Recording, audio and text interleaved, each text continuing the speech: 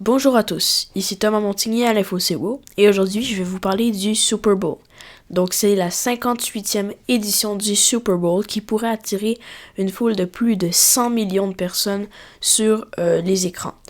Le match qui va opposer les Chiefs de Kansas City et les 49ers de San Francisco. Il y a plusieurs animaux qui ont prédit c'est qui vont gagner le Super Bowl. Ça fait plusieurs années. Il y en a au cours de plusieurs Super Bowls qui ont existé. Il y a des animaux qui ont eu raison. Et il y en a certains qui affirment que ce serait le Kansas City, donc les Chiefs, qui pourraient gagner. Il y a plusieurs choses importantes qui se dérouleront lors de cette soirée. Premièrement, c'est Usher qui va chanter pendant la mi-temps durant les 15 minutes de pause. C'est entre autres lui qui a chanté un succès nommé Yeah de l'album Confessions. Et c'est certain qu'il va en mettre plein les yeux à plusieurs personnes. Et ça sera intéressant de voir, au moment de la mi-temps, il sera capable d'attirer une foule sur les écrans, s'élevant à plus ou moins 100 000 millions de personnes ou plus. Est-ce qu'il sera capable de briser le record qui s'élève à au-delà de 118 millions de personnes, donc ce qui est énorme. Un autre événement qui serait important à considérer dans ce Super Bowl, c'est qu'il y aura Taylor Swift qui a fait un arrêt spécial pour aller voir son petit copain qui joue dans une des équipes du Super Bowl et elle va être là pour l'encourager. Plusieurs se demandent pourquoi elle va pas chanter justement au Super Bowl. C'est pas elle qui va chanter à la place de Usher. Une des raisons, c'est parce qu'elle est hyper occupée à cause de sa tournée Eras, qui rassemble des foules surprenantes, mais aussi c'est parce que Coca-Cola est un de ses sponsors les plus importants et populaires, ce qui l'aide à amasser plusieurs millions de dollars, entre autres avec sa tournée et ses spectacles. Donc, et c'est Pepsi qui organise justement l'événement du Super Bowl. Donc pour pas trahir Coca-Cola, elle a dit que ça l'intéressait pas, puis qu'elle allait pas chanter au Super Bowl. Ça aurait été surprenant de la voir aussi, ça aurait été un moment marquant. Taylor Swift, justement, elle a attiré beaucoup l'attention récemment avec toute son influence, ses spectacles et aussi ses nombreux prix au Grammy. Donc elle continue sa lancée et il y a plusieurs personnes qui dénoncent aussi que c'est bien beau chanter partout dans le monde, mais elle pollue extrêmement.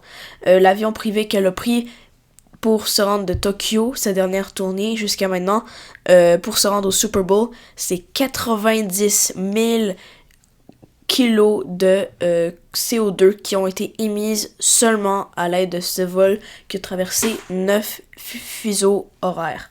C'est énorme pour une seule personne, puis un peu les personnes qui travaillent là-dedans, mais tout ça pour un petit soir. Je comprends que c'est son copain, puis tout ça, mais ça reste que son empreinte carbone est très, très, très importante. Pour continuer, selon l'American Gaming Association, ce serait le Super Bowl de l'histoire des États-Unis qui pourra attirer le plus de paris auprès des Américains. On estime qu'environ un quart des Américains parieraient sur une plateforme quelconque. Donc, ce serait aux alentours de 68 millions de personnes seulement du côté des États-Unis qui mettraient de l'argent en jeu. Cette somme d'argent pourrait s'élever à 23,1 milliards de dollars, ce qui surpasse les 16 milliards de l'année passée. Donc c'est une hausse incroyable, justement parce qu'on voit peut-être un regain aussi du côté des femmes grâce à Taylor Swift et plusieurs autres marques qui vont sponsoriser justement cet événement-là.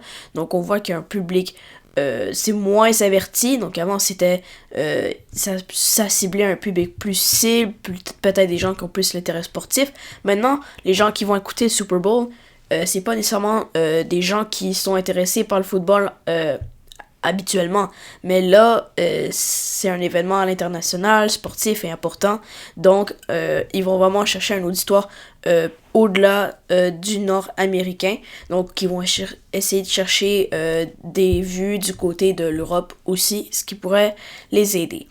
L'affaire, le trouble avec ça, c'est que les jeunes sont de plus en plus ont tendance à payer beaucoup de leur argent pour des paris en ligne. Et parfois, il y a des sites illégaux, mal intentionnés, qui pourraient prendre cet argent à mauvais escient. Et peut-être que, justement, ça serait du gaspillage d'argent et que la sensibilisation avec ça, ben, c'est peut-être pas assez bien fait aux États-Unis.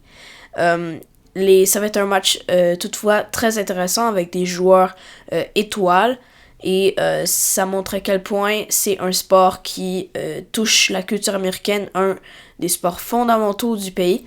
Donc j'ai bien hâte de voir c'est qui va gagner justement ce match-ci. Pour quelle équipe prenez-vous? N'hésitez pas à m'écrire sur Facebook pour nous le dire ou sur le site de l'Info C'est Beau au bas du podcast. Merci d'avoir écouté.